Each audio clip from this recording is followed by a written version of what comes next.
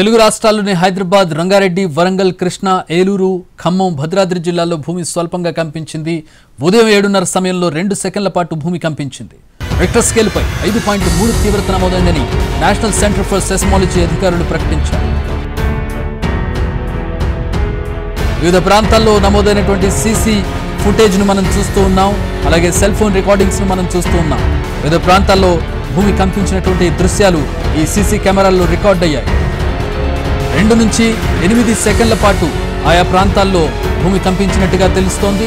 ప్రధానంగా వరంగల్, ములుగు జిల్లా ఐలవరం దగ్గర ప్రస్తుతం భూకంప కేంద్రం ఉంది. అక్కడి నుంచి సుమారుగా 200 నుంచి 250 కిలోమీటర్ల రేడియస్లో భూకంప తీవ్రత ఉన్నట్టుగా కనపడుతోంది.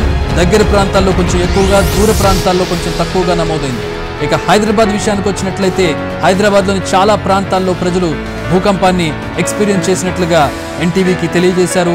ప్రస్తుతం హైదరాబాద్లోని మెజారిటీ అంటే దాదాపు 80 నుంచి 90% ప్రాంతాల్లో భూమి కంపించింది. కానీ చాలా స్వల్ప స్థాయిలో 2 నుంచి 4 సెకన్ల పాటు మాత్రం భూమి కంపించినట్టుగా తెలుస్తోంది.